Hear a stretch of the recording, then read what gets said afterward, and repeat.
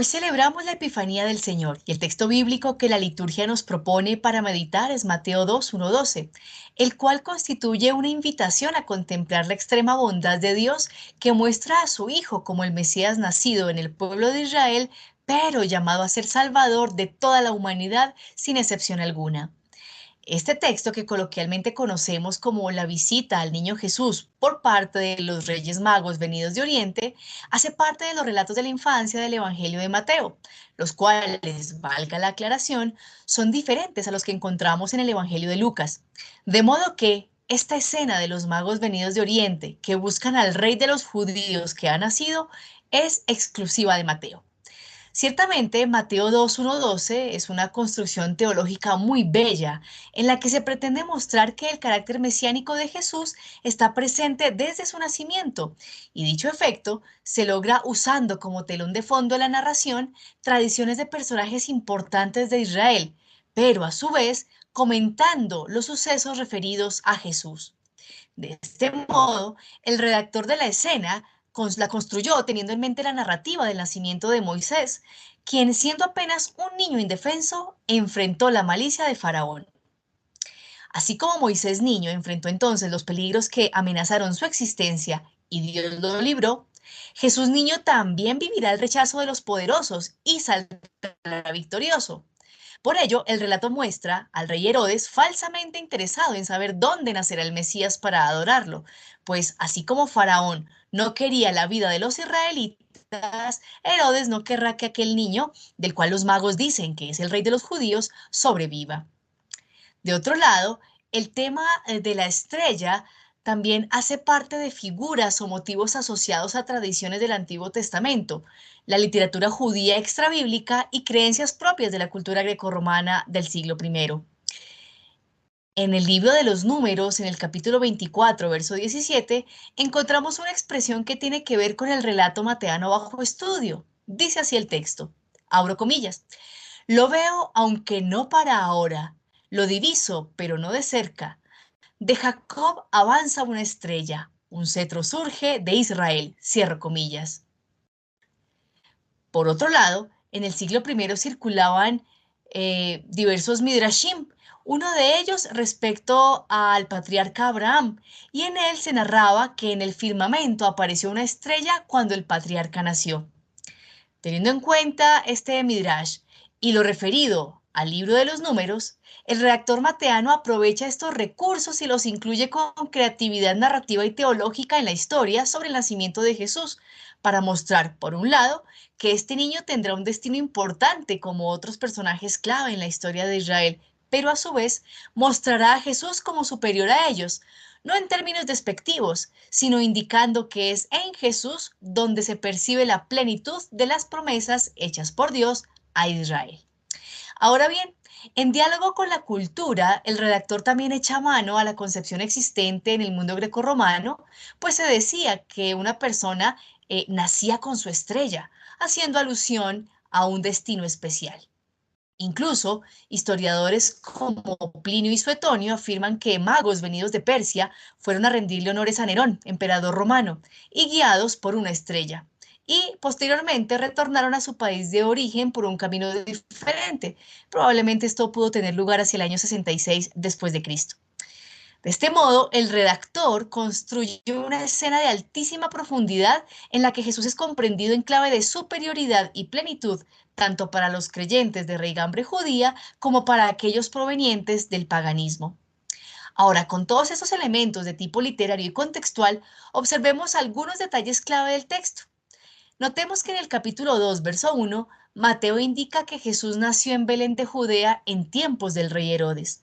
El texto puede que esté haciendo referencia a Herodes el Grande, recordado por su crueldad y ambición al poder, y que nunca gozó del aprecio del pueblo, pues fue puesto como rey por imposición de Roma en el año 37 a.C. Recordemos también la asociación previamente indicada de la historia de Jesús con la de Moisés. Jesús también nace en tiempos de gobernantes que no practicaban la justicia y amenazaban con la seguridad del pueblo. A continuación, el texto indica al final del verso 1 y en el verso 2 que unos magos venidos del oriente se presentaron en Jerusalén diciendo, abro comillas, ¿Dónde está el rey de los judíos que ha nacido? Es que vimos su estrella en el oriente y hemos venido a adorarlo. Cierro comillas. La intención del redactor no está en hablar de un fenómeno astronómico histórico, pues como ya lo vimos, el motivo de la estrella recoge aspectos simbólicos de la tradición de Israel y del mundo grecorromano. En realidad, lo que el texto está mostrando es que Dios dialoga y se manifiesta de diversas maneras con todos los pueblos para atraerlos hacia sí. De hecho, en el Medio Oriente antiguo, la estrella en el firmamento o la luz plena era una forma de representar o hablar de la divinidad. Así que indirectamente, el relato nos está indicando que los magos de Oriente están siendo guiados por Dios. Y esto es tremendamente impactante si tenemos en cuenta que los personajes han venido de tierras diferentes a Israel y llegaron a Jerusalén, ciudad que representa el poder político y religioso de los judíos. Dios entonces habla a todos y en todo lugar, no solamente a los judíos de Israel. Los versos 3 al 4 muestran a un Herodes y a toda Jerusalén sobresaltados, algo que pone dramatismo al texto, pues son símbolos de gran poder que se inquietan por la pequeñez de un niño del cual se dice que será el rey de los judíos. Herodes, como otrora faraón, llama a sus consultores respecto a aquello que le perturba y consulta con sacerdotes y escribas dónde ha de nacer el Cristo. Los expertos le indican que en Belén, y hace referencia a un testimonio profético. Lo que el redactor pone en boca de los expertos es un fragmento del profeta Miqueas, capítulo 5, versos 1-3, donde se indica que Dios enviará un caudillo que apacentará al pueblo y éste saldrá de Belén. Retornando al texto mateano, vemos que en los versos 7 y 8, Herodes vuelve a dialogar con los magos después de las consultas hechas y solicita que una vez hallado el niño le avisen para él también ir a adorarle. No obstante, en el verso 16, el lector descubre la falsa intención de Herodes, pues al constatar que los magos no regresan, como él les indicó, él decide matar a todos los niños menores de 2 años, situación que calca la orden que dio Faraón de matar a todo niño nacido de los hebreos en el libro del Éxodo. El relato muestra, volviendo al texto mateano, que los magos, cuyo número y nombre desconocemos, siempre estuvieron en búsqueda, pues la estrella funcionó como medio, mas no como fin en sí misma. Los versículos 9 al 10 lo precisan, pues indican que la estrella que vieron en su tierra los guió hasta el lugar donde estaba el niño. Ver la estrella y llegar al lugar generó inmensa alegría en ellos. Lo más hermoso del relato es que el narrador nos involucra como si fuésemos aquellos magos de Oriente y con ellos entramos al lugar. El verso 11 nos dice que en primera instancia entraron a una casa. La morada del rey de los judíos y la humanidad es una casa. Y con ellos vemos algo tan sencillo y trascendente a la vez. Vieron al niño con María, su madre. Un cuadro hogareño, pero a la vez sublime. Es en la humanidad, en la vida cotidiana, donde el Mesías se hace presente. Una mujer y un niño que en la sociedad del siglo I eran lo más vulnerable e ignorado, es donde Dios se hace presente. Es la nueva zarza ardiente desde donde Dios llama. Es la nueva tierra a la cual estamos llamados a ir. Dios con nosotros, el Emmanuel, es hallado en la humanidad, especialmente en aquellos más vulnerables.